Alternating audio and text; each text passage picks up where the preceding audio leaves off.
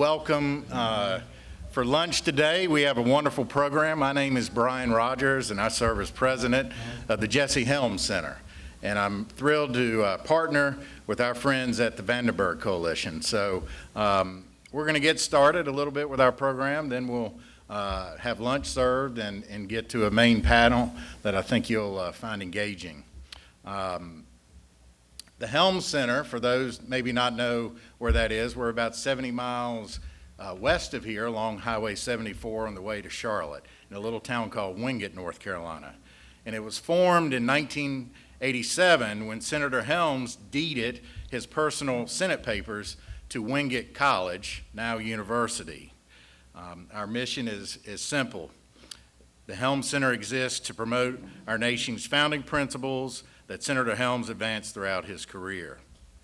We are a 501c3 nonprofit organization and privately funded. Our core program focus, however, is on free enterprise education for high school students, and we engage in foreign policy promotion through events like these and through our James W. Nance Foreign Policy Lecture Series. Many of you probably know Senator Helms. I know many of you do. But perhaps you may not know about Senator Vandenberg. Senator Helms served from 1973 to the end of 2001, and Senator Vandenberg from 1928 to 1951. They each were Republican, and they both served as chairman of the Foreign Relations Committee in the United States Senate. When Senator Helms became chairman of the Foreign Relations Committee, the late conservative New York Times columnist William Safire wrote, "Jesse Helms is the most effective bipartisan chairman of the Senate Foreign Relations Committee since Arthur Vandenberg.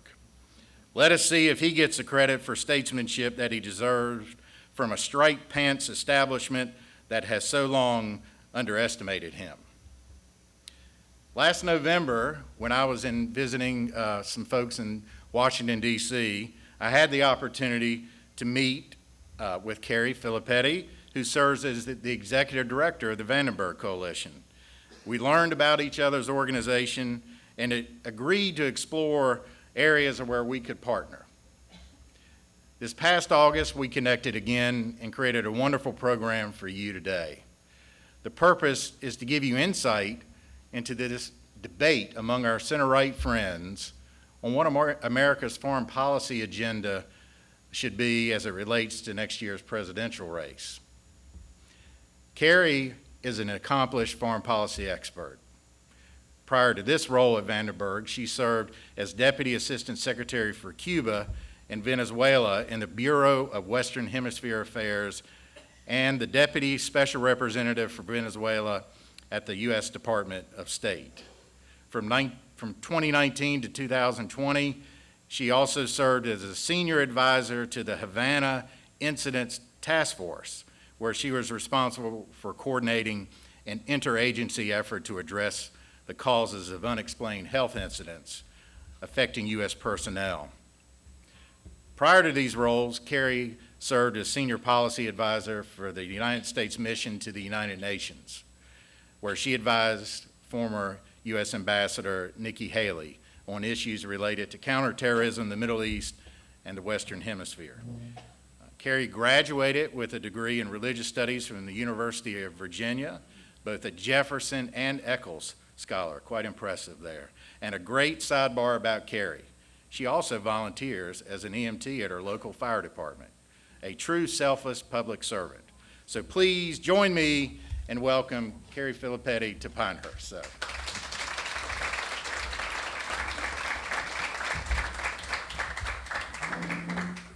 Thank you so much. It's wonderful to be here, not only because I'm not in Washington, D.C., and I'm always happy to not be in Washington, D.C., but this is an especially beautiful community, so thank you so much for welcoming us here. We're so grateful to be here in Moore County with all of our friends here, and especially grateful to the Jesse Helms Center for partnering with us on this event.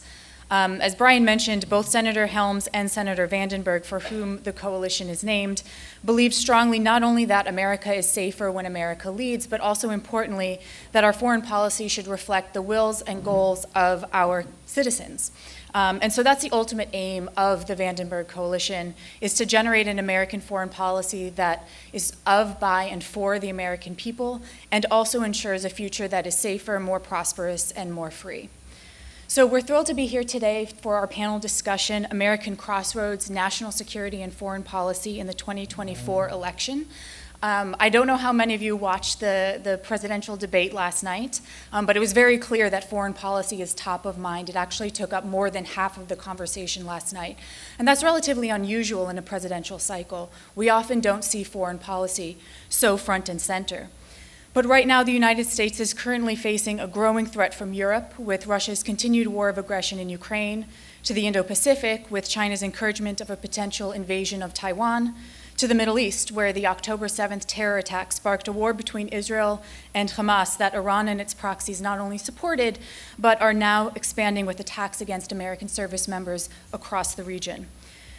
And so it often looks like in situations like these, we have no hope, that our enemies who are increasingly coordinating with each other have the upper hand. But that's precisely why the 2024 election is so important for our country. This is a chance for us to change, to shift course, to build up our strength, and to once again ensure that we are strong enough to decide our own fate and not to be subject to the threat and whims of our adversaries. But as Brian mentioned, the specific way in which America does that is up for debate, and we've seen this playing out extensively in the war in the Middle East. Foreign policy has been a key component of the Republican primary debate all year, and because of this, shortly after the second debate, so this was September 28th through October 3rd, the Vandenberg Coalition wanted to better understand exactly what the American people thought about the different foreign policy positions that are being advanced by the candidates.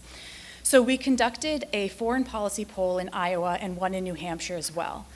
And the reason we focused on these early states is that they will define the future of the Republican presidential primary by setting up momentum for those that have early successes. We partnered with an organization called Target Point Consulting to interview 500 Republican primary voters in Iowa and 500 Republican primary voters in New Hampshire to conduct both a ballot test, who they would like to win, and how they feel about foreign policy more generally. So we're very honored to be presenting the results of this poll in public for the first time here today. So we will begin with the overarching foreign policy question of how do primary voters feel about our global challenges? So the first thing that I would point out from our poll is that based on this, Republican voters are increasingly worried about U.S. devoting resources abroad that could be used at home, and I think that probably doesn't surprise too many people. When faced with the generic choice between doing more abroad or focusing more at home, Republicans say to do more at home by relatively large margins. This is combining the Iowa and New Hampshire polls, but just as an example, 61% of Iowa respondents and 53% of New Hampshire respondents agreed with the statement the United States needs to be less involved in world affairs because we need to focus more here at home. And when we asked a slightly differently phrased question, we need to focus here at home because we cannot be seen as trying to solve all the world's problems, we saw similar results. 59% of Iowa respondents and 53% of New Hampshire respondents said that that aligns with their views. So in general, there's a sort of what I would call initial reluctance to getting involved abroad in theory. But then we asked about specific threats. And what this showed was really interesting, and it dovetails with the 2021 poll that we did as well. And essentially what it shows is that Republican primary voters in both states remain in favor of a strong and robust American foreign policy by large margins when you connect it to direct threats. So more than half support an increase in defense spending, and by an over 70-point margin in both states, Republican primary voters agree that allowing China to surpass the United States would be dangerous for us. And by a 53 to 60-point margin, depending on which state you're looking at, they agree in the need to invest in a global military presence. And then we asked about specific interventions, so not just the awareness of the threat, but what are the things that the United States might be able to do to counter those threats. And here we see that Americans, even those who said that we should stay at home, broadly support specific interventions both to defend ourselves as well as to defend our allies like Israel and Taiwan. So Republican voters are generally what you might call isolationist in theory, but much more internationalist in practice. And I suspect, having interviewed a lot of Republican voters myself, that a lot of this has to do with confidence. We look at the current leadership in the White House, and we just don't have the confidence that that leadership is going to get us the success that we need abroad. It's not that people ideologically oppose American leadership, it's that we no longer have the confidence that we can do it effectively. Second point on this poll is that Republicans remain extremely strong when it comes to the threat China poses. While we often see younger voters being less sympathetic to American engagement abroad, they are just as strong on China as some of the older voters. Not only are people strong in confronting the threat posed directly by the Chinese Communist Party, but importantly, what we've seen is any messaging on China increases the acceptance of other things. So for example, around 60% of primary voters in both Iowa and New Hampshire support an increase in defense spending. When you place that increase in defense spending in the context of global threats, it goes to about 80%, but when you place it within the context of China, it's just south of 90% of people supporting it. So China is something that people are very concerned with, at least Republican primary voters are very concerned with it. That is less true as it relates to aid to Ukraine. So this is the third major point. There's a lot of disagreement in the Republican Party on aid to Ukraine.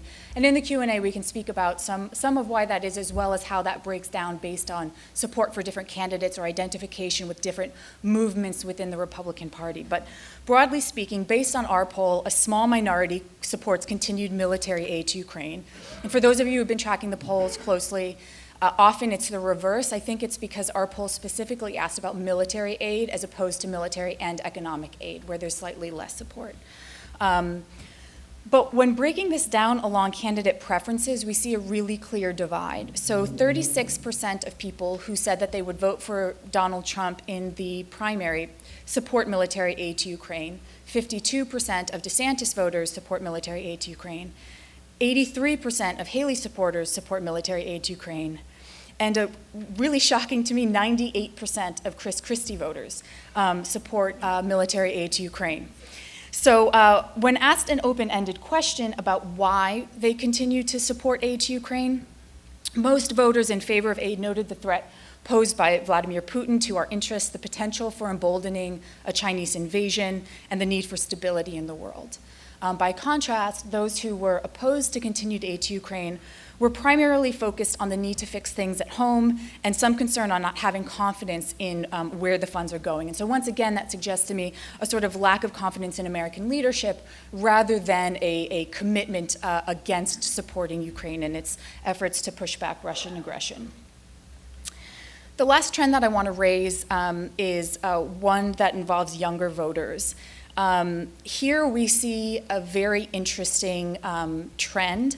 Only 17% of people between the ages of 18 to 34 support the U.S. being engaged internationally versus 41% of 55-plus voters. And we also saw, at least prior to the Hamas terrorist attack, so again, this all ended on October 3rd, so the Israel numbers are going to be a little bit off. But only 66% of Republican primary voters under the age of 34 supported defending Israel versus 80% of those in the 55-plus category. What I think is sort of most concerning is only 87% of primary voters under 34 view themselves as patriotic. Now, 87% seems like a high number. In any other poll for any other question, we would expect that to show a huge margin.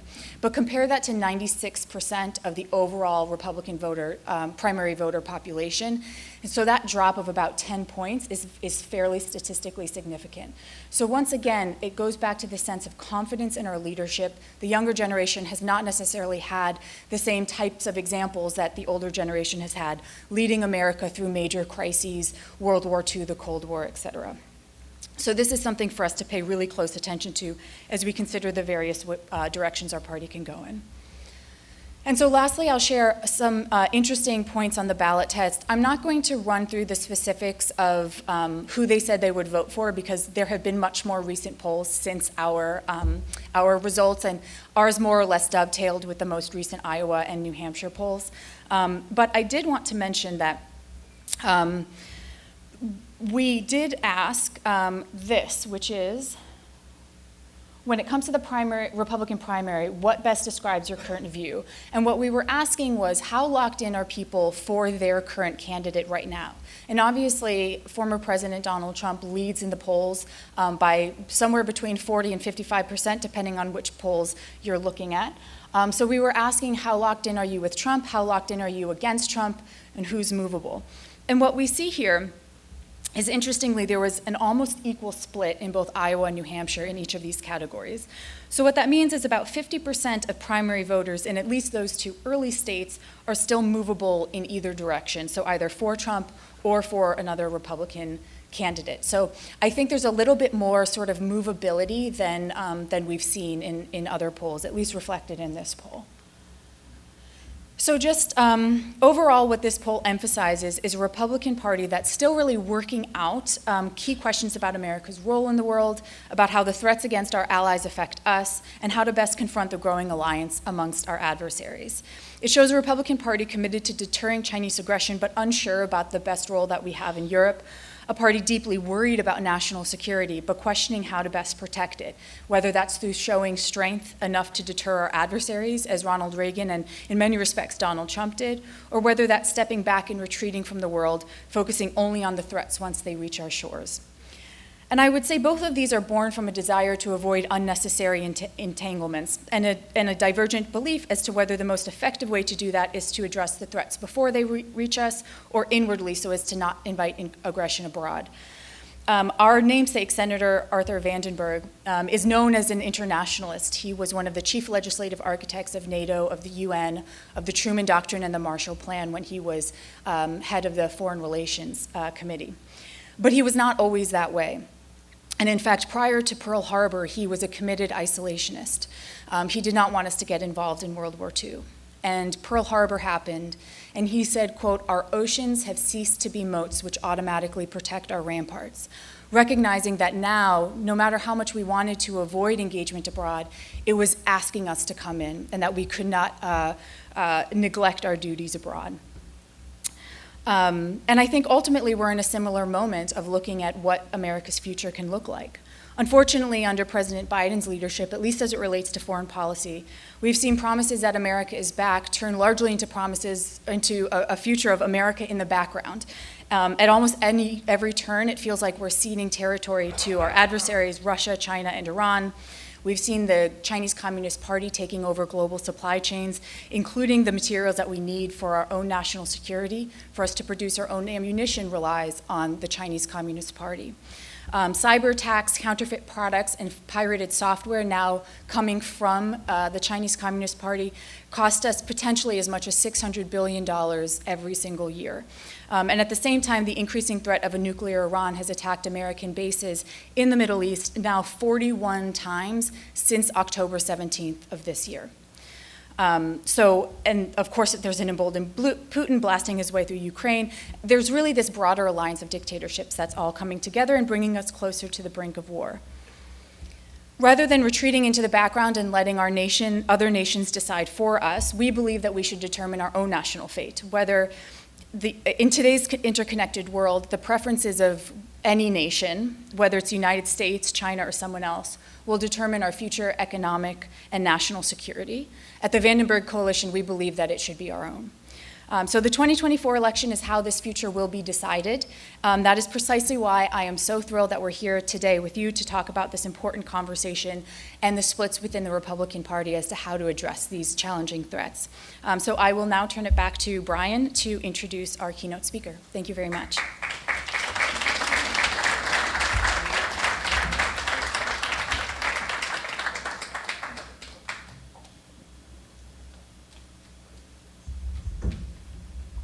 Thank you very much, Carrie.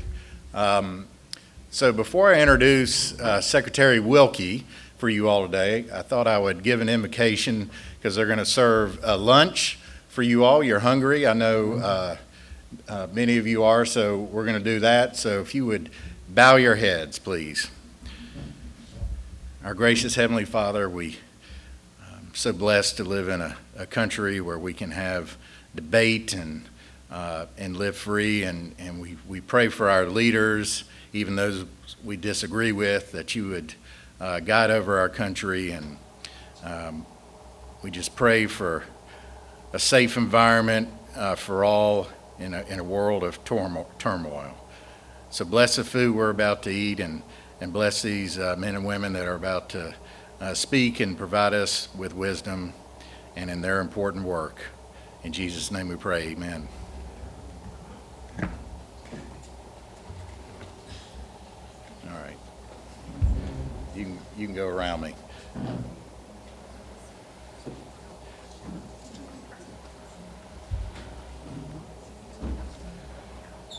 All right. Let me do this. I tell you what. Why don't you do that for a second, then I'll come back up here. Okay, I'm gonna wait.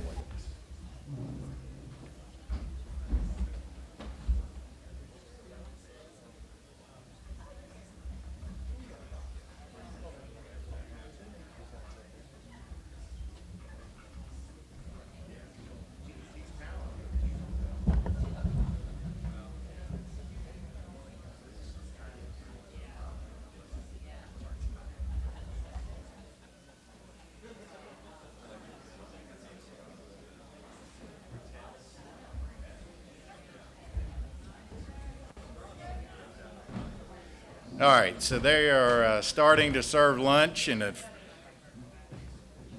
it's my privilege to introduce a friend today, and a North Carolinian who is glad to be here and out of Arlington, Virginia. And I understand that, having lived in that area. But my friend and a great warrior for conservatives and foreign policy, Secretary Robert Wilkie. I first met Robert when I was an intern for Senator Helms back in 1993, and he was legislative counsel and working on all kinds of things, busy in the good fight. In 1996, I moved back to work on Senator Helms' reelection campaign, and had the privilege to connect with Robert again, and most important, I had the privilege of working with his wife, Julie, who was part of that campaign. And that was a great victory. It was the senator's last campaign, and it's always fun beating Harvey Gann again. But hands down, and many of you may know Robert, but in my opinion, he truly is one of the smartest individuals I know on this planet. I could listen to stories for hours. Don't worry, you won't, because we're on a time crunch, but he is just that brilliant and so effective in his work. To give you a little background, President Trump nominated Secretary Wilkie to be Secretary of Veteran Affairs. He was confirmed in the United States Senate July 23, 2018, and sworn in 7 days later. He was previously acting Secretary of the VA from March 28 to May 29, 2018, prior to confirmation. He currently serves as a Senior National Security Analyst for Newsmax Television, and is a Distinguished National Security Fellow at the America First Policy Institute in Washington, D.C. He sits on the board of 2 artificial intelligence companies and a military charity. While at the VA, Secretary Wilkie led the largest transformation effort in VA history, produced the 2 largest budgets in 2019 and 2020, implemented full medical choice for all veterans, enforced the VA Accountability Act, and removed over 8,000 employees for non-performance. I could go on. His record was tremendous in a very short time, and it's a mess there. He led transformational change at the VA. I wish we had more time. But he was constantly attacked by the left in Washington, D.C., and they targeted him because he was effective. Senator Helms used to say, and Robert remembers this, when he was being attacked, I have the right kind of enemies. And But before Secretary Wilkie became VA Secretary, he was also Undersecretary of Defense for Personnel and Readiness at the Pentagon under President Trump. And he was a principal advisor to the Secretary and Deputy Secretary of Defense for Total Force Management. Again, a very big job. He is the son of an Army military commander. He spent his youth down the road here at Fort Bragg. Today, he finds time to also be a colonel in the United States Air Force Reserve, assigned to the office of the Chief of Staff. And before joining the Air Force, he served in the United States Navy Reserve with the Joint Forces Intelligence Command, Naval Special Warfare Group 2, and the Office of Naval Intelligence. He had a career even before this. In the George Bush administration, he served both Donald Rumsfeld and Robert Gates as Assistant Secretary of Defense, and he was the youngest senior leader in that department. He was also Special Assistant to the President for National Security Affairs and a National Security Council Senior Director under Dr. Condoleezza Rice. He also has extensive experience in the Congress. He worked for counsel under former Senate Majority Leader Trent Lott, and of course, he served as counsel and really honed his skills working for Senator Helms. He holds honors degrees from Wake Forest University, a Juris Doctorate from Loyola University College of Law in New Orleans, a Master of Laws in International and Comparative Law from Georgetown University, and a Master's in Strategic Studies from the United States Army War College. I think Secretary Wilkie likes school right there. He likes to learn. So he holds personal and unit decorations as well as the Defense Distinguished Public Service Medal, the highest non-career civilian award of that department. So please welcome North Carolina's own Secretary Robert Wilkie.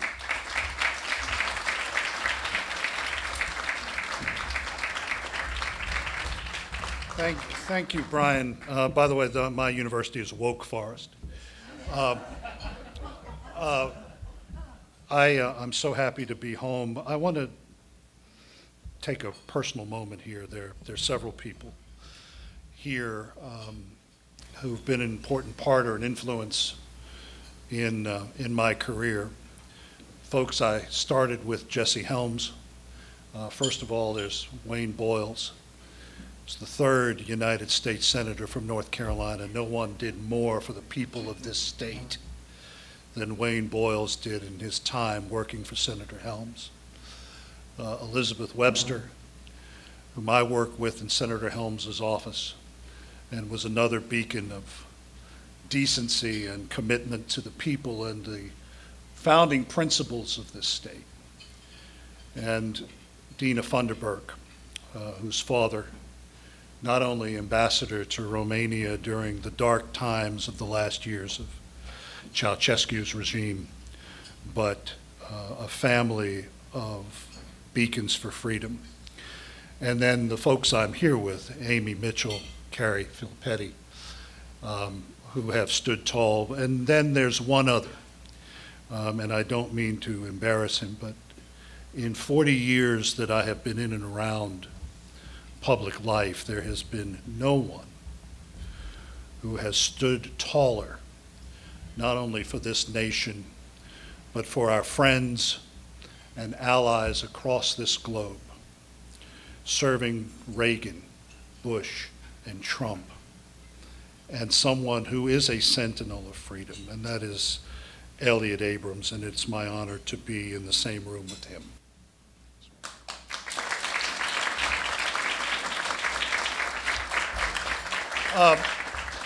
So yes, I work for Senator Helms. That is something you do when you're not worried about folks wondering where you stand on any issue. But I want to talk why what Vandenberg is doing is so important. I actually changed the tenor of my remarks, and you will notice they changed precipitously because of what happened on October 7th. But I ran into, of all people, Barbara Boxer in San Francisco several months ago, and she recognized me and she came over. Now, there are no two individuals on this planet who are more diametrically opposed in personality or worldview than Barbara Boxer and Jesse Helms. But she came up to me and she said, "You know, Mr. Secretary, the finest chairman I ever served was Jesse Helms. No one was fairer. No one was more committed to let everyone have a voice."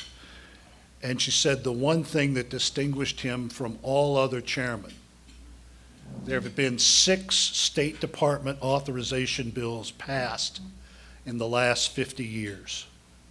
All 6 of them were passed because Jesse Helms was chairman. We miss him, and we miss his certitude, and we miss his courage. So why is it important today?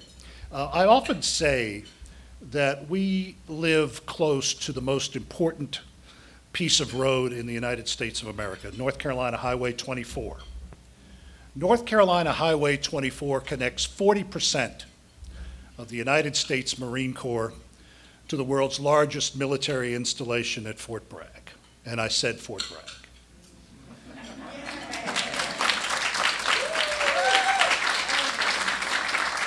So chances are, if America is called to action 9 times out of 10, there will be paratroopers from Fort Bragg or Marines from Camp Lejeune. And I want to talk about something that happened to me 44 years ago. My father was the chief of plans for the 18th Airborne Corps, which at that time consisted only of the 82nd Airborne and the 101st Airborne Division, when the hostages were taken in Tehran. And I was looking through my high school yearbook, and it's a typical high school yearbook. It's got pictures of proms and football games and what have you. But there was one thing that separated our high school yearbook from every other high school yearbook in America. There was a picture taken of a billboard that went up 5 weeks after the tragedy in Tehran, outside the entrance to Fort Bragg, and it said, "Iran, let our people go," facing the home of America's most decorated combat force, the All-American Division. That is what we had become. We were mendicants begging the theocratic fanatics in Tehran to let our diplomats and soldiers go. And think about those years. The world assumed that the United States was in inevitable decline. Gasoline prices were through the roof. We were riven by problems at home. The Soviet Union was in the ascendancy. Cuban proxies were rampaging through Africa. Stagflation became a name, a word familiar to every American. And for people like my father, the defense budget absolutely tanked. There was no money for training. As he often told me as I got a little older, if his artillery tubes had been called to action, they would have had to push them from the motor pools to Pope Air Force Base because there was no fuel under Jimmy Carter to man those tubes. Sadly, we have returned to that jungle, albeit with threats greater than the sclerotic Soviet Union ever was. This time, and this is where I began to change what I wanted to say, this time there is a cultural component to this threat that we didn't experience even during Mr. Carter's tenure. So Carrie told us what's at stake. China and its junior partners in Moscow and Tehran seek nothing less than the overthrow of that international order that Senator Arthur Vandenberg and Jesse Helms championed during their careers. And they seek nothing less than the destruction of the United States as the world's most powerful country. And ladies and gentlemen, we have seen the horror they intend. We've seen it in Ukraine, and we have seen it in Israel. We have witnessed in the last month the deaths of thousands of Israeli men, women, and babies. As 5,000 rockets rained down on Israel, the oldest hatred on the planet, anti-Semitism, reared its head in places once thought unimaginable. Mobs excoriated Jewish Americans on college campuses in New York, Los Angeles, Boston, and in the City Hall of the city of Chicago. And the question that I have is, how is such an unbridled sentiment in favor of terrorism and murder become acceptable in polite and academic society, not just here, but also in the United Kingdom and many other places in Europe? How has that infused the halls of Oxford and the streets of London? How is it that in the United Kingdom, the very heart of democracy and classical liberalism, 100,000 people took to the streets to declare their support for Hamas's terrorists and their like-minded allies? And how is it that blood is splattered on the White House gates and people like the president of my university call for an equal dialogue? Why does the mainstream media ignore the oldest prejudice while editorialists preach a moral relativism between Hamas's killers murdering Jews and the Israeli Defense Force that is sworn to protect innocent lives? The answer is simple. The West is embarrassed by its own values, and this embarrassment has led it down the road to total blindness. We have decided that in order to avoid accusations of colonialism and ethnocentricity, we must make a new core assumption that everyone thinks like us. As Ben Shapiro noted at the Oxford Union 2 weeks ago, people who kill babies for the crime of being Jews are not like us. People who paraglide into electric dance music festivals and gleefully rape women, murder 260 people, and drag innocents back to the hellhole of Gaza are not like us. But there's no mistake here. These are not just attacks on Israel and the Jewish people. They are attacks on all of us. America's foundation and identity as a defender of liberty is uniquely tied to the history of the Jewish people and to the nation of Israel. The same woke voices who decry the existence of the Jewish people also have the United States in their sights. In his 1790 letter to the Two-Row Synagogue in Newport, Rhode Island, General George Washington signaled a new dawn for Western civilization, that those whose survival and perseverance laid the intellectual and spiritual foundation for Western religion, literature, and art, and the Renaissance, and the Enlightenment, were welcome in a new land. He wrote, "It is now no more than toleration is spoken, as if it were the indulgence of one class of people that another enjoyed the exercise of their inherent natural rights. The United States gives to bigotry no sanction, to persecution no assistance.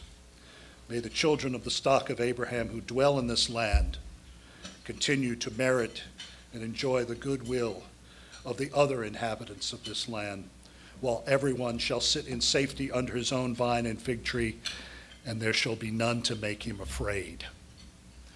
Washington was not preaching simple tolerance.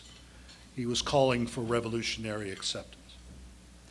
The late Charles Krauthammer argued that Washington saw America as the New Jerusalem, where peoples of the world can converge in peace, worship, and freedom, and enjoy the greatest of all uncharted rights, the right to be left alone.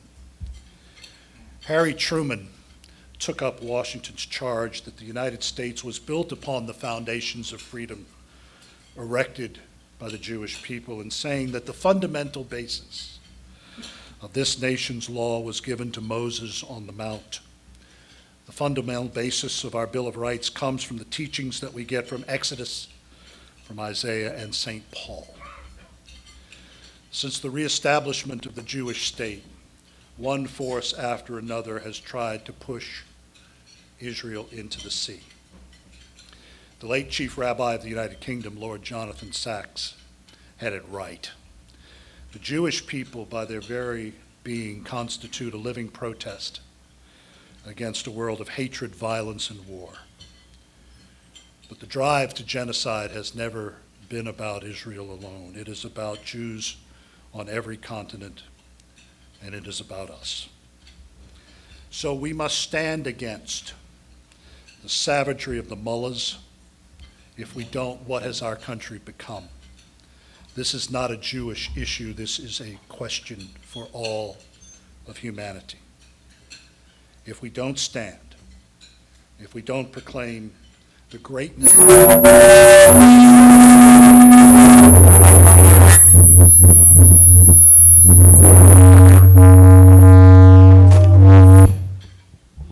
that all right? That's Fort Bragg, that's artillery coming.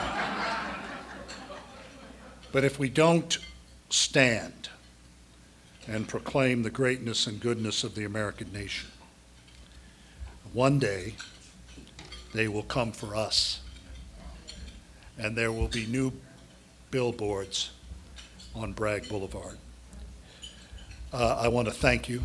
I want to thank you for what you do to uphold the sense of notions of liberty that 41 million Americans who've put on the uniform since the first shots were fired at Lexington in April of 1775. Over 1 million have paid the ultimate sacrifice. And I want you to remember, and something that Harry Truman said, this is the only nation in the history of the world that has offered a helping hand to all the peoples of the world, including our enemies. There's no place like it. It is worth defending. But as Carrie said, we cannot afford to come back behind these oceans again. Because this time, we're not going to be dealing with Brezhnev and Drop-Off and Chernenko in the same year as we watched 88-year-old Soviet apparatchiks fall away. This time, we have people who are committed to our demise. And I will leave with the words of Golda Meir, actually two things that she said back in the 1970s about peace. First thing she said was, we'll have peace in the Middle East when Palestinians love their children more than they hate us. The other thing that she said that should be a rallying cry for every American, every Israeli, every Briton, every lover of freedom. When someone tells you over and over again that he wants to murder you, believe him. She was right 50 years ago, and she is right now. So I thank you all. Thank you for getting me home out of the Washington swamp. And thank you for being here. And I want to thank Vandenberg and, more importantly, my friends at the Jesse Helms Center for always standing tall for liberty. And liberty in the names of those two great Americans who are on the monikers of both organizations. Thank you all very much.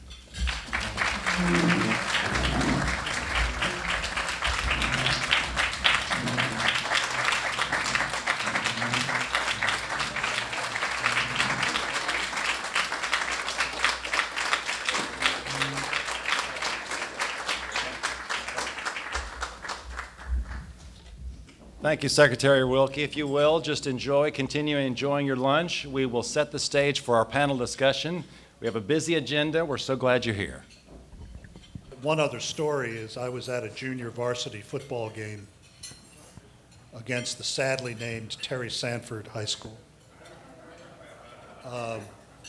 And I was sitting behind a group of teachers, and they were talking with each other.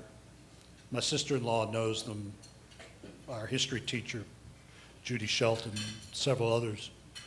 And the one thing I remember about that conversation, I was eavesdropping in case she talked about me as a student. She said, anyone who wants us can have us. This was several weeks after the hostages had been taken. And the reason I lay that out, I'd like for Elliott to talk about, I mean, this is not a fight between Israel and Hamas. this is a fight between Israel and Tehran. And Tehran as one of the junior partners of the Chinese triumvirate. I'd like for Elliott to talk about an article that he wrote for Newsweek a few weeks ago about the nature of the threat from Iran and just how important it is that we confront it with everything that we have. Happy to do that, and very happy to be here, and I want to thank you all for being here today. And it's great to see Robert again. All of us here lived through the Cold War when we understood there are two sides: Soviet Union and the people around the Soviet Union, and our side. Then came the end of the Cold War, and everybody said, well, that's over, we're done with that. Now we're into an age of multipolarity, et cetera, et cetera. We're back in having two sides. One side is led by the US, and we have lots of friends and allies, from Australia and Japan to England and the NATO allies, Canada, Israel, many of the Arab countries. And the other side is China, Russia, Iran, with other hangers-on like Cuba, Venezuela, North Korea. But China, Russia, Iran are the main ones. There is no Hamas without Iran. There is no Hezbollah without Iran. Iran has been giving Hamas about $150 or $200 million a year, giving Hezbollah about $750 million a year. That's how they get all those arms, the weaponry, the training. It's Iran. Now, I want to go back to what you said at the very end about believing people when they say they want to kill you. What are they saying in Iran? Death to America. Death to Israel. They want a Middle East that they control. They need to get rid of Israel because it is a huge obstacle to their control of the Middle East. And they want us out, which is why they keep attacking Americans almost every day in Iraq and Syria. Why? They want to control the oil supply in the Persian Gulf. They've got Iraq largely under control. But they don't have the Saudis, they don't have Kuwait, they don't have the Emirates, they don't have Oman yet. Because the United States and Israel are an obstacle. They need to get rid of those obstacles. They're willing to spend billions of dollars on it, even though it's not what the people of Iran want. As you know, every 5 or 10 years, there seems to be a gigantic uprising in Iran by the population, which hates that regime, never chose that regime. And one of the things that they yell in football stadiums and in these demonstrations is to spend the money at home. No Lebanon, no Palestine, Iran, Iran, Iran. They don't support those policies, but they're not in control. The Ayatollahs are in control. I would end by just saying one more thing. We are a much more powerful country than Iran. I don't quite understand why they are permitted to intimidate us rather than vice versa. Frankly, we have done nothing against Iran to push them back since the killing of Qasem Soleimani in the Trump administration. They've been trying to kill Americans every other day, literally. I mean, it's month by month, dozens of times. And what do? We hit some arms depot in Syria. They don't care about that.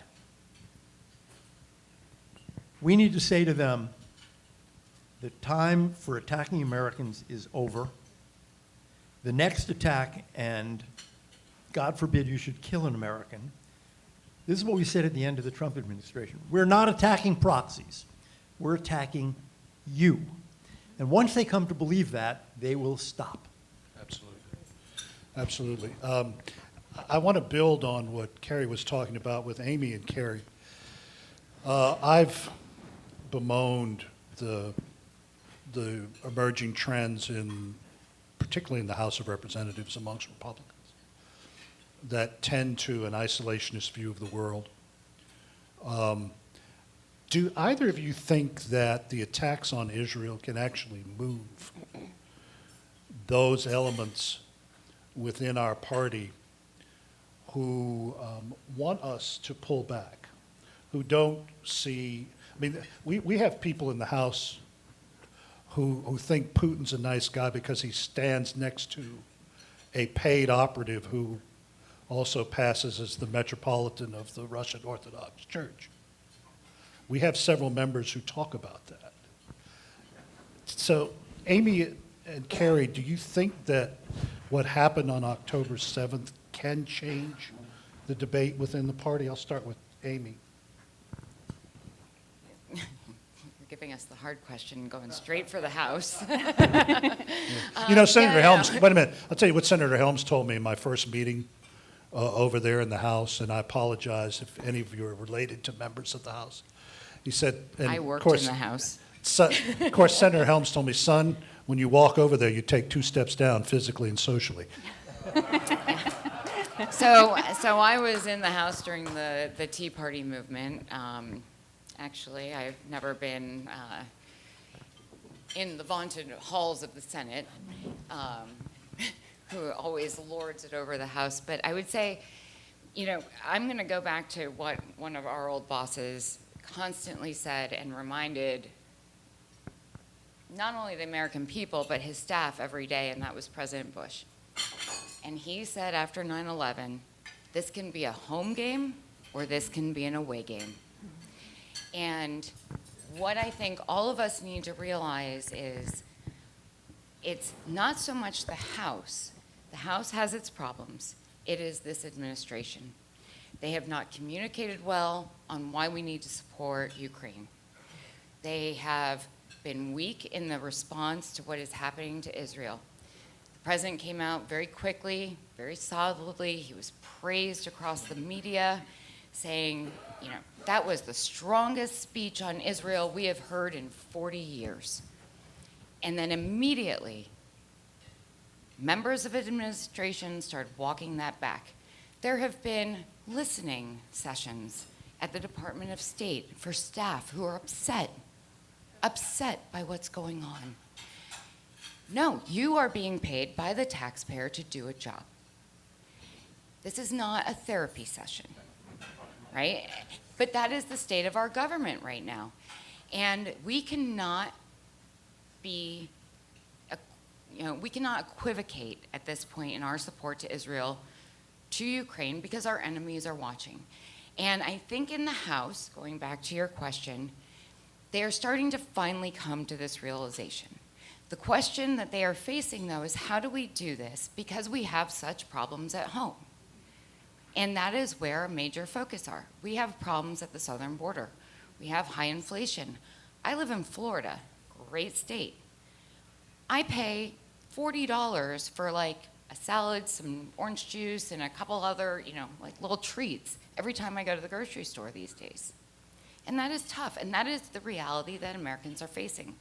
But we also need to be able to solve these problems abroad, because the minute that something happens here, and I hate to be the Debbie Downer up here, but I'm gonna go out on a limb, it will. And that will make everything 100 times worse. So we need to get our house in order. And we have to make some tough decisions. Take the hits now, because hits later, and I say this about China repeatedly, it is going to be painful. So we can do it now and suck it up and kind of go back to that American resolve that we all have and what we are admired for, or we can keep going down the road that we are going. So, and I just want to say one more thing to Carrie's survey results, which were phenomenal. Any Republican candidate, be it Trump, Haley, DeSantis, whoever you are for, you're not voting against President Biden. and I want to get this into everyone's head, right? This is not Trump versus Biden. This is not DeSantis versus Biden. You are actually, this is Trump versus Harris. Let that sink in. This is DeSantis versus Harris. When you're voting, she will most likely, you know, I'm not Secret Service, I always get so paranoid, but but at the end of the day, you have to look at that full ticket. And if she is leading this country, we are in even worse trouble. So Republicans need to get kind of back on track and go forward. So Carrie. Yeah, I would.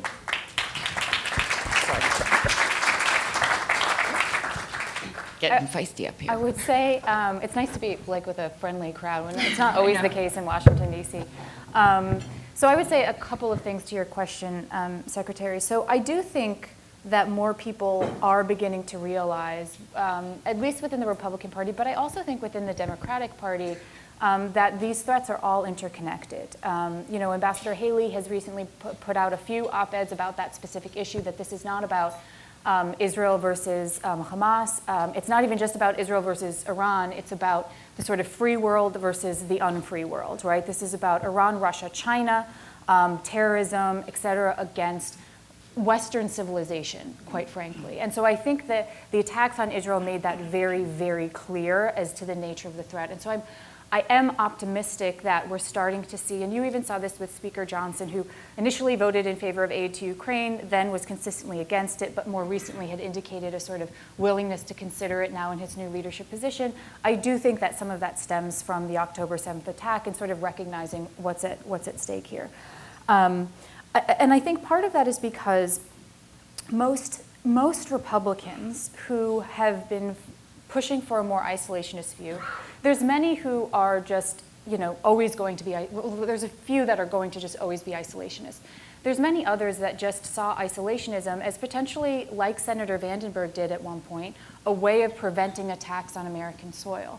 And I think what they saw was, here was Israel, which had left Gaza in 2005, that had been engaging with the rest of the Arab world, brokering all of these important agreements through the Abraham Accords, had not been engaged in any kind of interventionism in Gaza, and frankly was beginning to view Hamas as almost a moderating force.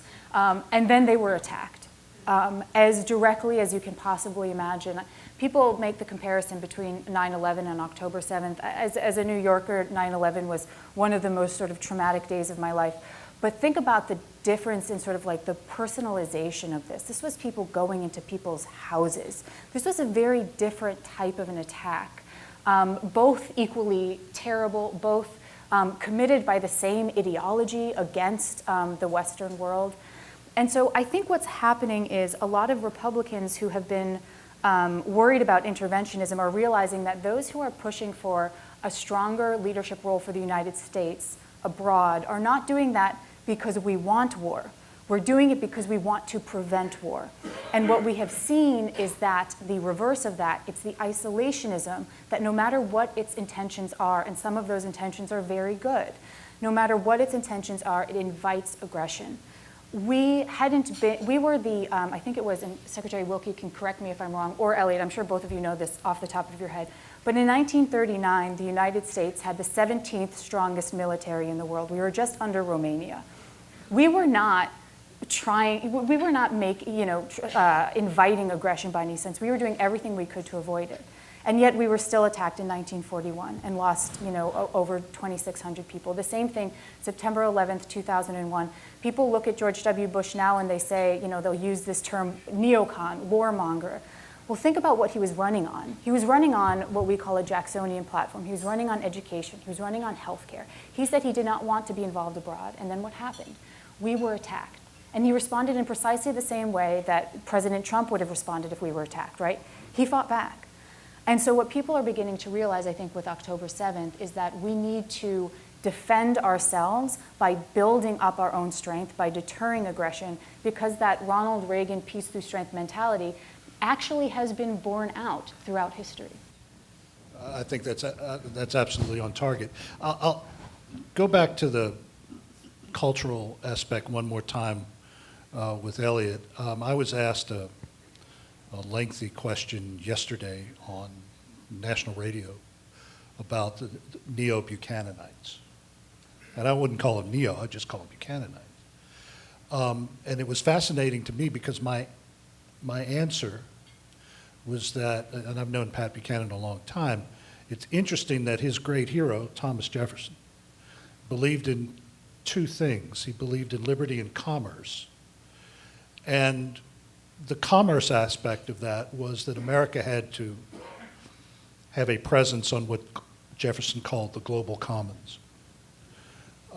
In his day, that was just the oceans. And when we were threatened by Muslim terrorists, the Barbary pirates, the entire United States Navy sailed and to the shores of Tripoli. Is that strain, Buchananite strain, and as Carrie and Amy were talking about, is that something that we need to aggressively address, or do you think that that goes away as soon as something kinetic happens? I think we need to address it sooner because it increases the possibility that something kinetic does happen, that we are, in fact, attacked. I mean, I'm really following up on Carrie here, but what leads people to think that they can get away with it? Partly, they're building up. They get away with a little bit and a little more and a little more, and they come to the conclusion, wrongly, that now they can get away with that, and they judge us wrong, and then we react. Well, we could have avoided that. The other thing, though, I think is, because it is a cultural question, I think one of the things that has shocked a lot of people is the campuses. I think it's wonderful that we see lots of donors now saying, I'm not giving a penny more. But I do have to say, where were you a month ago? Did you actually, I'm going to give an example of someone I do not know, but one of the richest Wall Street guys in America, Ken Griffin, from all I can see, a wonderful guy, gave last year $300 million to his alma mater, Harvard. No strings. What did he think was going on? You see a lot of people on Wall Street now. It is an amazing thing if you think about it, all these kids. Let's put aside the ones who are in fact Arab or Muslim. That's a different issue. What are they learning in those classrooms? What's being taught? Well, we have an inkling now. We have an inkling of what's being taught. It's this basically Marxist view. Whatever you have, you stole.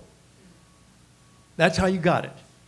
And whatever America has, we stole. That's what's being taught. Colonial, racist society, all of this. It's been very striking to me, these diversity organizations. And you look at a major university, they've got hundreds of people in these departments. Okay, now we have, after October 7th, an outbreak of anti-Semitism. Nobody thinks of using the DEI people to fight it because that's not what they're there for. They're partly window dressing so you don't get attacked, and partly they're there simply to make sure that the favored groups get in, frankly, in higher numbers. That's what they're there for. They're completely useless for anything else but wasting money. And this has been going on in just about every college, and I can think of one or two exceptions like Hillsdale, but just about every place else. And now, all of a sudden, people are waking up. So I think it's great that they're waking up because we do need to change the culture in those universities. It's going to be easier to do it in state universities, harder to do it in private universities. But some of the things you heard in the Republican debate yesterday, like saying to these schools, either you do it or you lose every dollar of federal funding. Yeah, absolutely. To play on that, my family has very close ties to Tulane University. in New Orleans. Tulane has a unique history in American higher education in that while the soon-to-be Ivy League schools had quotas or even total elimination of any Jewish applicants, not only for undergraduate, for medical law school. Tulane, in the heart of the Deep South, was welcoming to Jewish students and has always had a very large Jewish population. I never thought I would see the day when Jewish students in the city of New Orleans at Tulane University would be attacked. And I give you one small Wilkie anecdote from Woke Forest. I'm the first cabinet secretary to have graduated from Wake Forest. They've had senators and governors, but this is not really about me. I was ignored. And what Elliott said took place within my little world. 6 big donors from North Carolina went to the president of Wake Forest. Said, if you don't recognize, even in the Wake Forest magazine, our one cabinet secretary, our money's going to Campbell. Do you know within 2 days, the press officer at the VA got a call from the Wake Forest magazine because this talks. Now to Amy and Carrie, how do we communicate not only the necessity for a cultural change, but how do we communicate both within the Republican Party and to the wider world the dangers that we are facing internally, but the dangers that we confront externally? Because it really is a communications issue in many respects.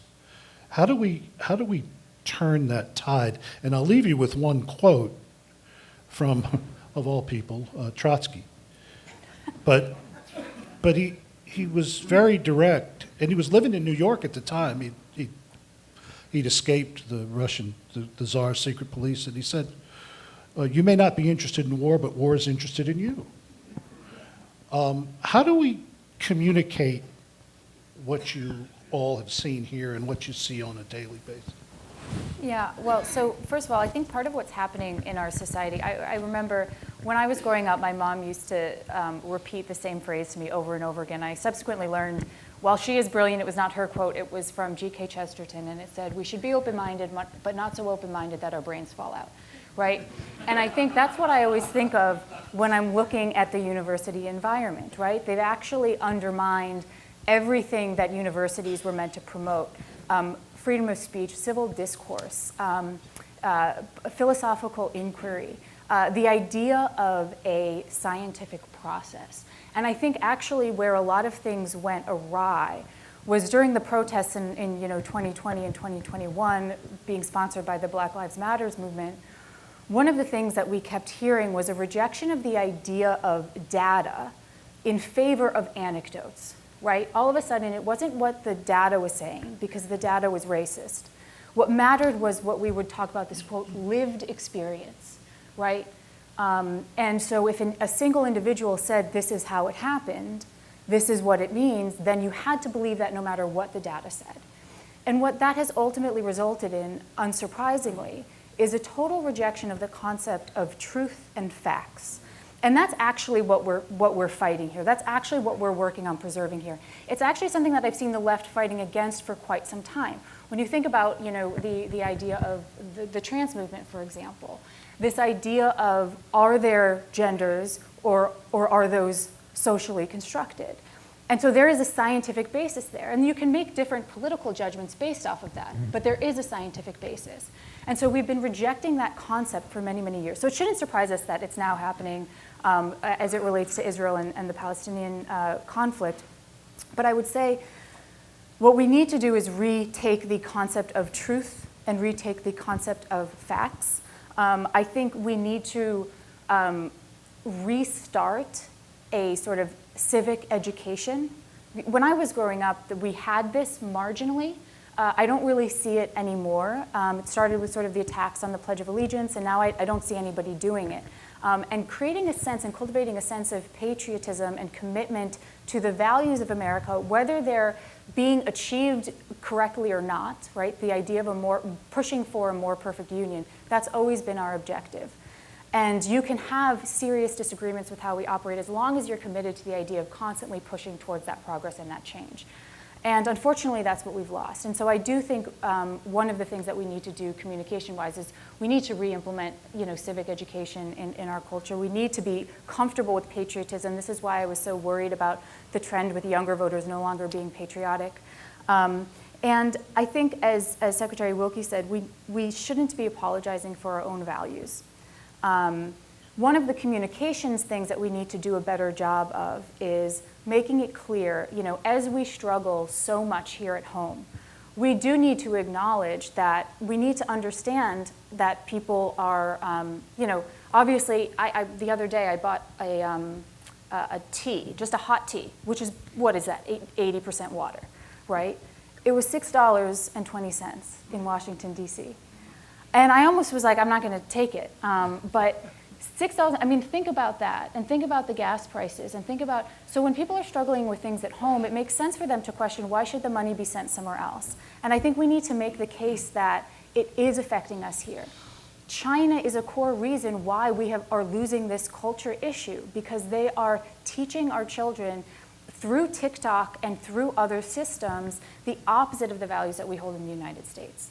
So we need to understand that all of these things are deeply connected, and when we can make that argument that what's happening in China, what's happening in Iran, what's happening in Israel, what's happening, that all matters to us here, economically, culturally, politically, I think we make a much stronger case for both Republicans and Democrats to care about American leadership. Do we have time for asking questions? Yeah, I think we do, yeah. Save them to the end if you don't mind. To piggyback off of that, one of my concerns, and again, I go back to Bush, after 9/11, Bush could have done 100 things. He could have reacted very quickly. Instead, he was very deliberate. And he spoke tough, and then his actions matched his words. Under Obama, those words lost meaning. We let Russia take Crimea. We let terrible things happen in Syria. And there were these talks.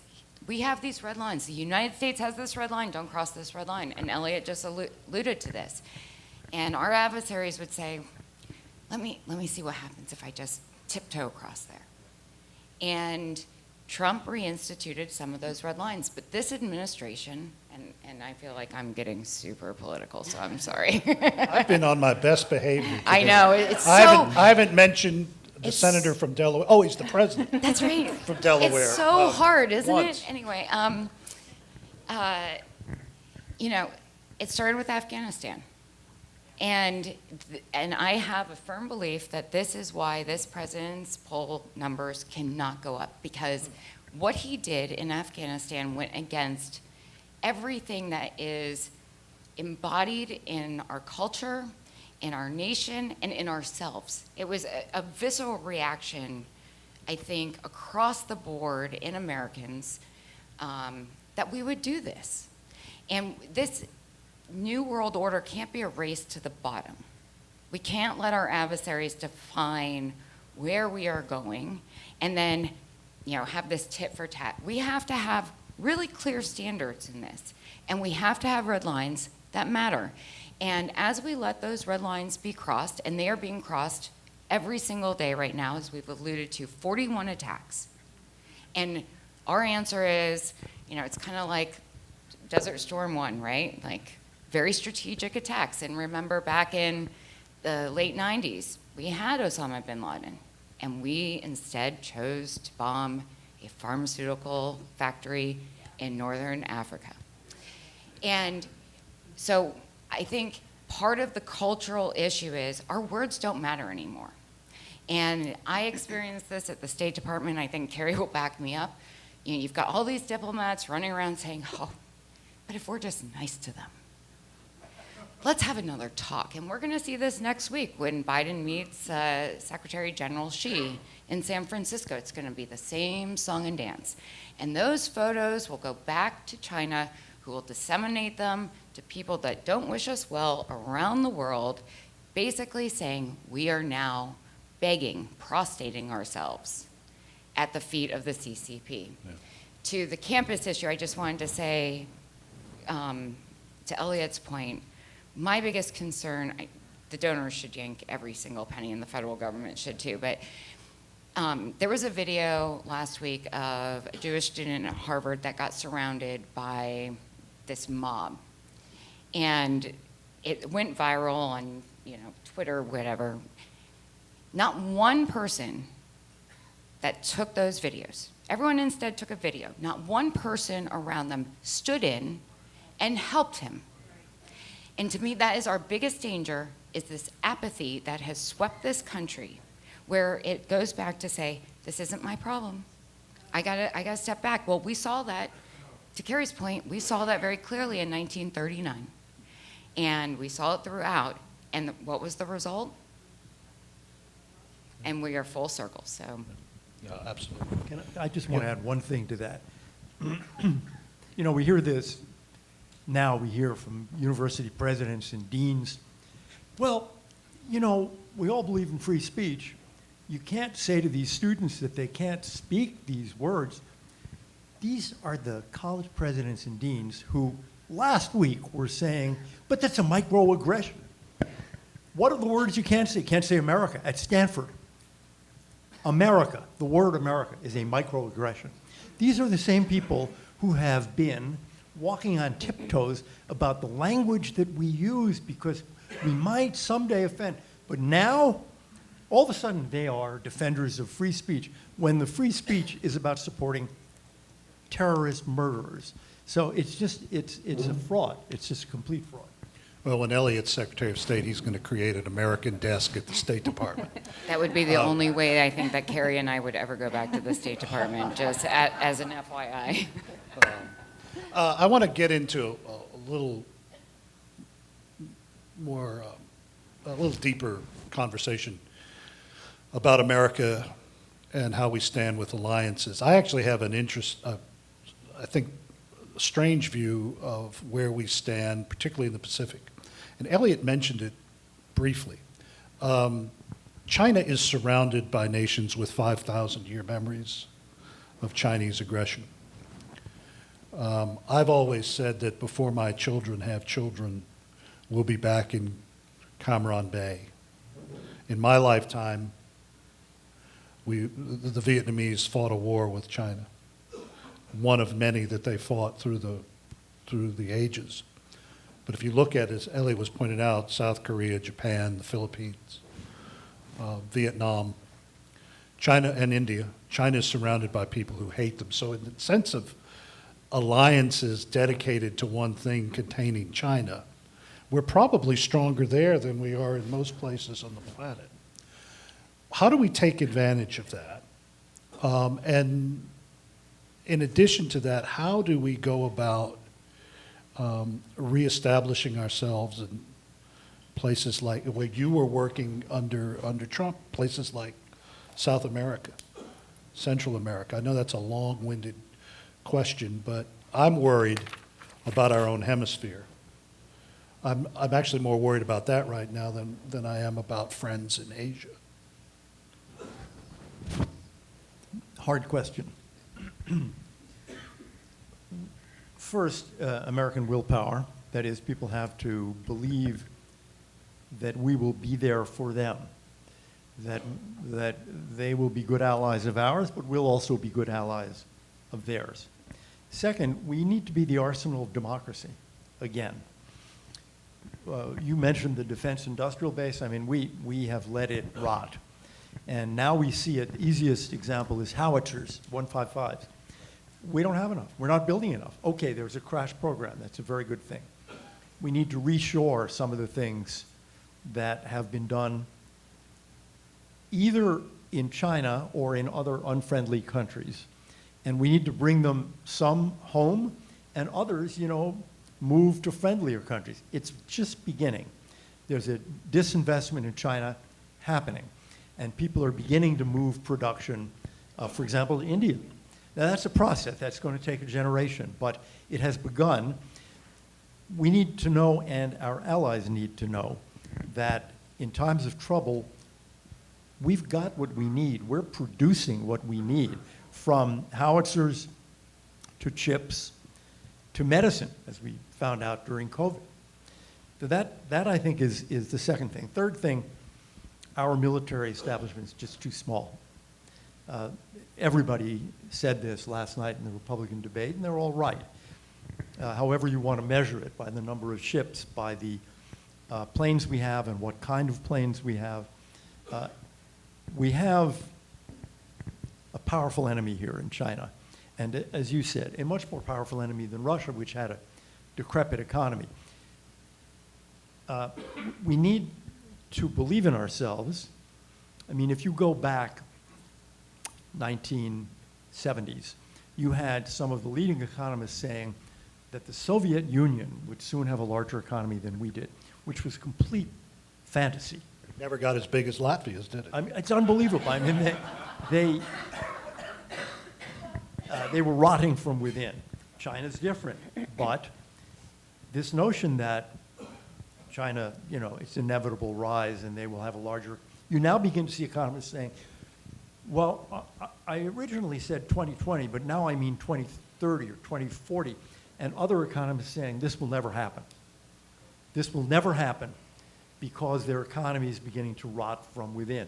Again, not overnight, vast and powerful country, but it's actually President George W. Bush who figured out, well, we have another vast and powerful country that should be an ally, India, which has now surpassed China as the most populous country in the world, and is very much on our side. And remember, I said a few minutes ago, there are two sides here. The Russia, China, Iran side and our side. India is picking sides. It's really interesting. In the last month, since October 7th, Prime Minister Modi has been gung-ho for Israel. He gets it. He gets it. Finally, I just want to say, leadership is critical. Words are critical. I'm not surprised by the uncertainty of Americans about, many Republicans about Ukraine, because what do we hear from President Biden? We're in it till the end. That's a really stupid argument. I mean, how is that going to persuade anybody? We're in it till the end. What does that even mean? There are plenty of arguments, and it's very striking that he can't seem to get them together. You know that statement that Winston Churchill mobilized the English language and sent it into battle. Joe Biden is not Winston Churchill. Secretary Wilkie, can I just follow up on that really quick? Yeah, go ahead. I was thinking of a joke about not being Winston Churchill. On President Biden's kind of, you know, he has done a very poor job of communicating why we need to be helping Ukraine. And to my mind, it comes down to because Poland's next, because Romania is next, and it's not going to stop. And, you know, I think I was with a group of diplomats from European countries the night after Russia invaded Ukraine, about 2 years ago now, a year and a half ago, in February of 22. And we're at this dinner, and they're all in tears, and we can't believe this happened. I mean, every single one of them, France, Germany, Denmark, like, we had the entire, basically, NATO alliance there. And they're all stupefied that this has happened. And I looked at them and I said, he told you. He literally told you he was going to do this. And we have to start believing these people when, to Elliott's earlier point, when Iran says that they really want to kill us, they actually want to kill us. When she says something, we need to pay attention. And I think, you know, to the Indo-Pacific, my biggest fear right now in the Indo-Pacific is, you know, she has a I think, a great window of opportunity right now to open up a third front. And my biggest fear is that this administration, I think, is 50-50 on defending Taiwan at best. They're 50-50 right now on Ukraine and Israel. Right. Assistance is not deterrence. Yeah, and as our former boss, Secretary Wilkie, said before he left us at DOD, I just want to keep I should have reiterating, stayed at DOD. you should have stayed. But as our former boss said, General Mattis, this is about lethality. You want to deter somebody, this is about lethality. He said the State Department, at every single one of the meetings, and you can confirm this, he would have a State Department representative there. Yep. And he said, you want to work with them, you don't want to deal with me. And his goal and the mindset that we need to have on our national defense right now is that our military is so strong, is so powerful, that we have the best weapons, the best psyops, the best everything, that people think twice about doing anything when we say that we are going to respond. Yeah. And that needs to be the focus of the Republicans and the entire nation, quite frankly. I'm going to save the last question before questions for Carrie. But before I do, I want to just put some meat to the bones of what Elliott was talking about in terms of where our national defense stands. We have the smallest Navy since 1938. We have 20 shipyards in this country capable of building and maintaining naval vessels. 10 are in operation. The maintenance on our nuclear submarine fleet alone would take up every one of those shipyards for the capacity of those shipyards for the next 30 years. Xi's got 120 shipyards. He doesn't have to worry about government unions. We have the oldest Air Force since Harry Truman created the service. In 1947, under Joe Biden, we have the smallest defense budget since the immediate year, in terms of GDP, percentage of GDP, since the immediate year after World War II, when we demobilized 11 million Americans. We also have the lowest recruiting numbers since the great Creighton Abrams and Richard Nixon created the all-volunteer force 50 years ago last week.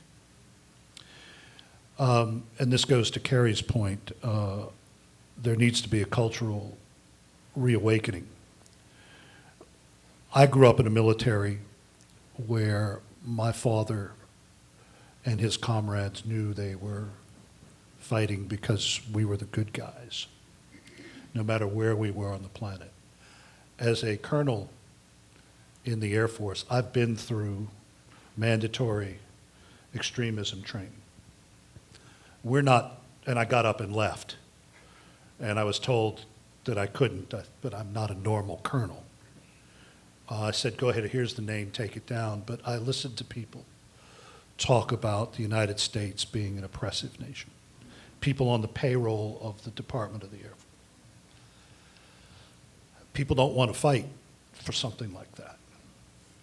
So we need a rejuvenation. And as Elliott mentioned, my grandmother just passed away at the age of 102 last year. In her lifetime, we disarmed precipitously 5 times. And we paid the price each time. We're not going to have a second chance this time. And our friends are not going to have a second chance. So I want to actually leave the last question to Carrie on a Jesse Helms, Barbara Boxer note. And for most of, well, about half of the post-World War II America, there was a bipartisan consensus about where America was, what America's role was. Vietnam frayed that, and I sadly think that foreign policy has become, in many cases, another campaign talking point, punching bag. Carrie, is there any opportunity that you see? I think Israel gives us a hook for at least part of the Democratic Party. is there an opportunity that you see that we can at least move in the direction of a more bipartisan foreign policy so that a Democrat liberal from California could say what she did about the conservative Republican from North Carolina? I think there is an opportunity, but this is partially because the parties have been changing so much. Oftentimes what I hear from the sort of fringe far right is the same type of language that I hear from the fringe far left. And so you see, they say politics is a horseshoe where the far left and the far right kind of meet. And so I do think there's an opportunity for people who are not on those fringes, but who identify as Democrat or who identify as Republican to find common ground. Because a lot of the things that we see the loudest, most fringe voices arguing for are antithetical to the founding values of the United States. And whether you're a classical liberal or a classical conservative, there was always agreement on those values. Things like freedom of speech, things like equality of opportunity. Support for Israel, I think, is a great hook, because what we're seeing is, as much as we hear about, what Rashida Tlaib is saying and Ilhan Omar, the truth is most of the Democratic Party is still very strong on Israel. And you see, even Hillary Clinton saying, we shouldn't be calling for a ceasefire. And so you hear a lot, there are a lot of great current members of Congress. Richie Torres is a Democrat from New York. He's been excellent on these issues. You have people who are leading in the sort of bipartisan way on Israel. So I think there is an incredible opportunity for us. I think it's about reminding people, again, the origins of this country and what we stand for and those values, and a recognition that there could be different ways of sort of implementing those values, but we have to agree on the core value.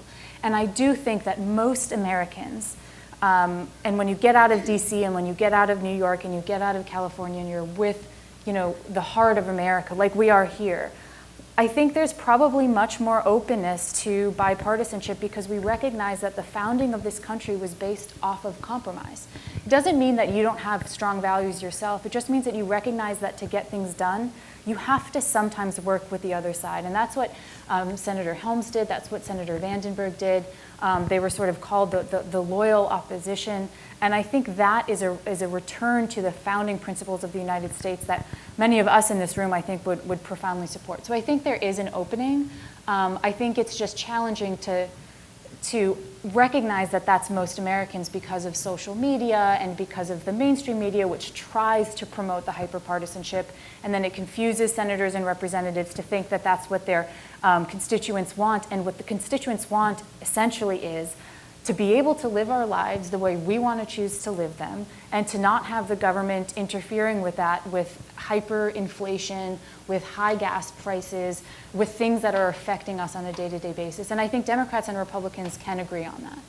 Excellent. I'll leave you with one story before I turn it over to Jeff and questions. My degree is in politics and classical languages. When my first day with Senator Helms, he said, "Son, that's a magnificent Wake Forest degree, politics and classical languages. You are qualified to be a tour guide in Rome and have long conversations with 90-year-old priests." But the reason I bring that up, I actually used this story on radio yesterday, and it dovetails into what Elliott and Amy and Carrie have been saying about American strength. But it's a British story. In the 1830s, there was a Portuguese-British Jew named Don Pacifico. He was thrown into a dungeon in the port of Piraeus outside of Athens by the Turks, who were controlling Greece at the time. And I believe it was Palmerston, who at the time was the foreign secretary of the British Empire.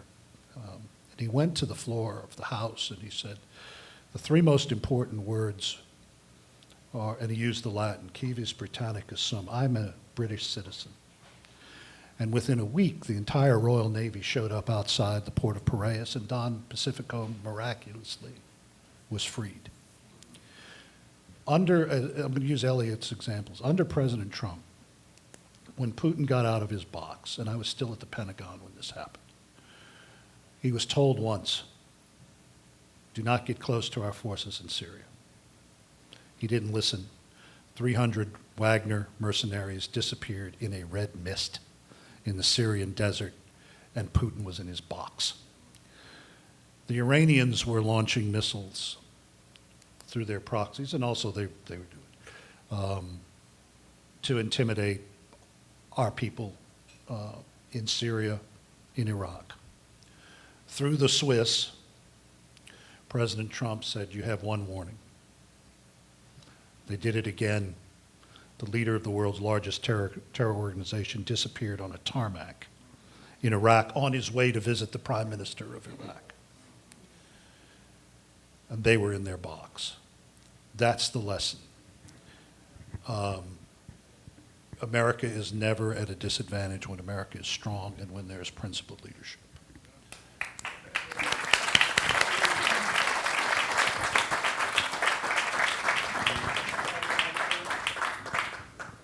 We have time for a few questions from the audience. We have a hand right here. I'll hold the mic if you don't mind. Just tell me what it is. Thank you very much for the terrific presentation. And I agree totally about culture and truth.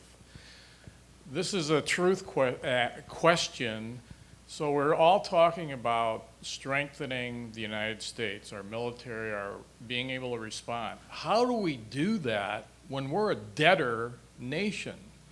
I heard a comparison of our financial situation as a family making $74,000 a year, spending over $100,000 a year, and having over $500,000 of debt. How do we do that? Go ahead. All right. Yeah. Yeah, no, I think it's such a great question, and I think one of the things that people have tried to do is sort of pit what you would call the defense hawks against the budget hawks. And this has been an attempt, I think, by the Democrats to really split the Republican Party, because traditional Republicans have always been both, right? Traditional Republicans have recognized that if we are going to spend on something that best secures and protects America, it will be our defense. But when you look at the defense budget, it does have things within it that are wildly unnecessary, that are based on special interest spending and things like that.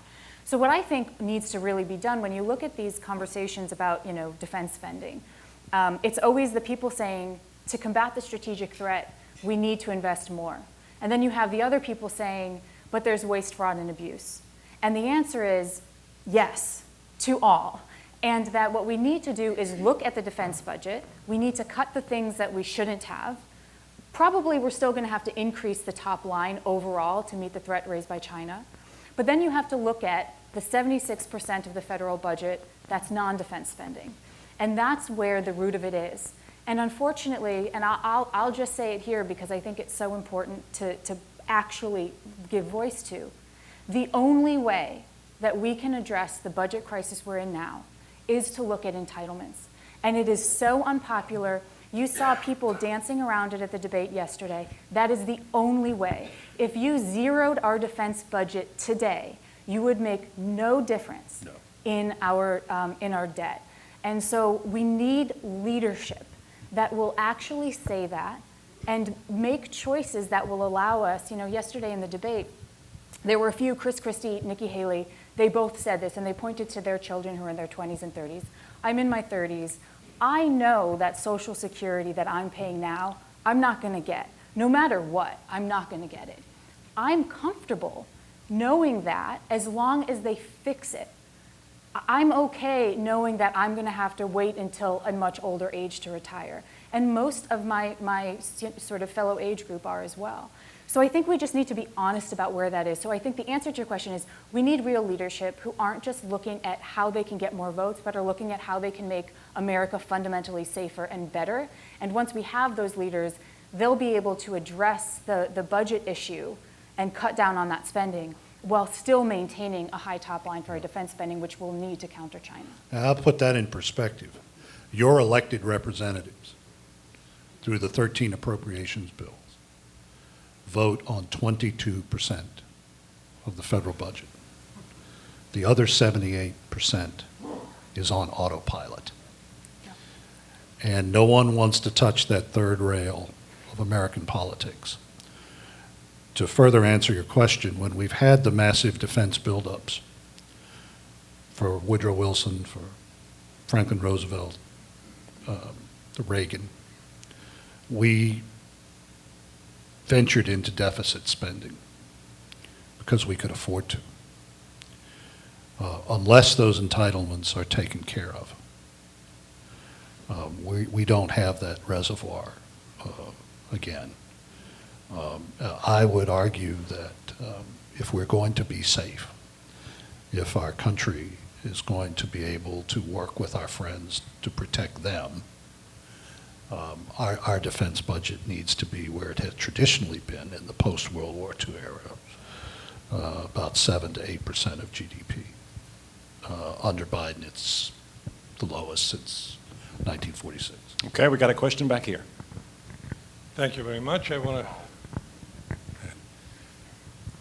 thank you very much for coming. Very, very interesting. I want to thank you for your service. I have a question for the Honorable Elliott. I've seen you on pictures for 45 years. What kind of vitamins do you use so I can do the same and look as good as you are? I started when I was 12. That's My question is this. My question is this. I live in the real world. I have a family of 62. There's only 2 Republicans. I'm one of the 2. I have friends who are Jews. I have friends who are Muslims. I have people who have worked for the government. I have people who have worked for the private enterprise. I have owned companies and worked for American corporations for 35 years all over the world. I read the press from Spain, Italy, France every single day. Why can we not win anymore? That's the question that we have. We have a very short time. Everybody knows that we're moving towards socialism. Why? Because of social media, because of all the things that you mentioned this morning, for which I agree 120% on all the cases you're making. But what is the cure to win again? Because I've never been a Democrat or an independent, but I am very frustrated, and so are many of the people I know, that the Republicans, 2 nights ago, we lost because of all the issues that we have. We lost because of abortion, and we have all of these problems. Aren't you mad about this? I am. Thank you for your Thank you. You know, when I get a question like that, I always want to say, well, we're out of time. That's a difficult question. First, we're not losing all the time everywhere. And it's very, I mean, to follow what Robert said, AUKUS, A-U-K-U-S, Australia, UK, US, that's a new thing formed a few years ago. India, most populous country in the world, moving more and more toward the United States. Last time they elected a prime minister in Italy, she's right-winger, a conservative. It just, you see election by election, we don't lose, I'm thinking abroad now, we don't lose all the time. We lose too many. We lose too many. We need, but yes, I mean, we need to win here. I don't want to make political prognostications because that's not my specialty. But we do, one of the reasons, let me put it this way, one of the reasons that I think we should support Ukraine and Israel, and why I put them together in that sentence, is they fight for themselves. They're fighting and dying for their own country. And we should be supporting countries that, like the United States traditionally, is willing to fight for itself. I use that phrase, arsenal of democracy. The Israelis don't want Americans on the ground there fighting for them, nor do the Ukrainians. They'll fight for themselves. But I think what you're talking about really is partly politics. It's how do we win the next election? Because I share the view that if Biden's reelected, he won't be able to serve 4 years. So we will get Kamala Harris. Yes, we'll win in 28. But, but think of the damage that could be done. That's 5 years from now. Think of the damage that can be done in 5 years. But I think the answer to that in part is fighting on things we weren't fighting on. For example, the universities, where basically most of us knew they were rotting out, but what can be done about it? Well, all of a sudden you have donors saying, I'm not giving a dime. You have state legislatures starting to say, we're not paying for that with taxpayer money. That's a good fight to fight. I don't think there's anything more we can say, really, than to say, this is our country, and we're not going to give it up to some half-baked Marxist garbage that is coming from the universities and from the mass media. Because, you know, if you judge by the mass media, why do we ever win an election? The answer is because there are still millions of Americans who see through it, who get it, who understand that they're being told drivel that doesn't comport with their lives. So I wish I had a better answer for you, but I think the answer is really, we need to start fighting if we want to win. Did you want to? And I just wanted to kind of follow up on the abortion part of this as a communications issue.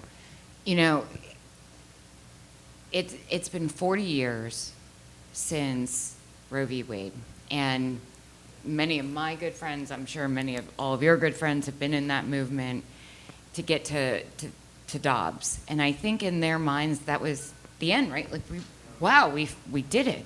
Like, oh my God.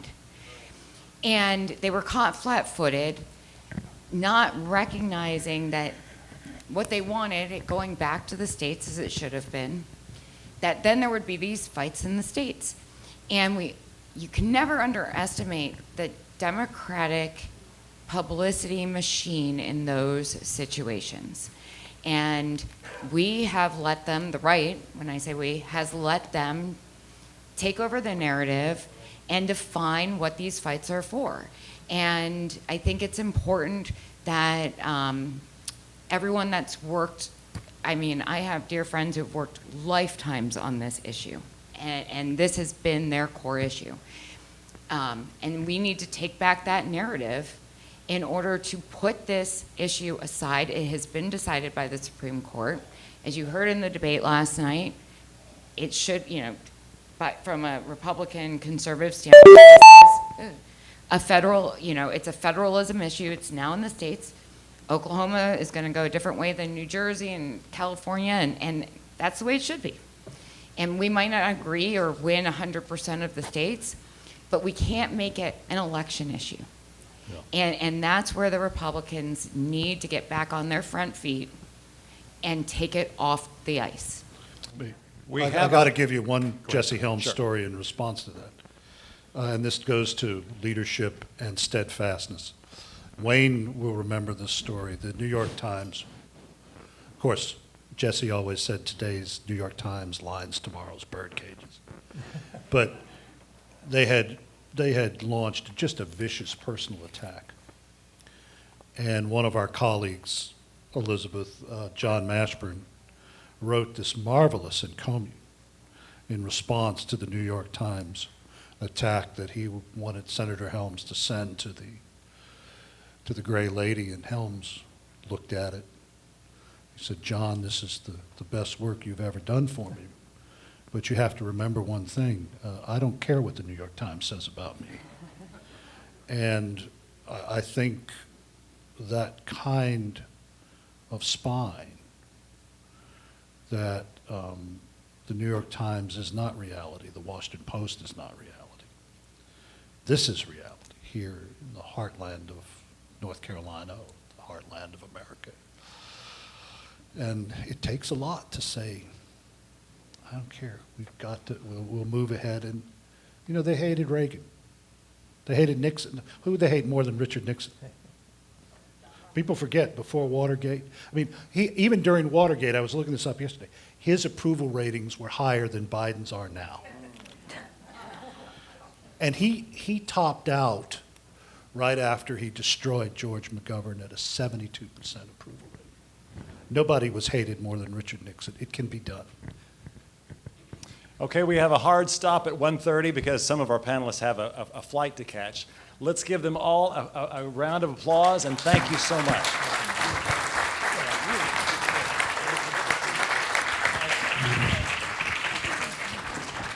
Our thanks again to the Vandenberg Coalition, and thank you all for joining us this afternoon. Have a wonderful day.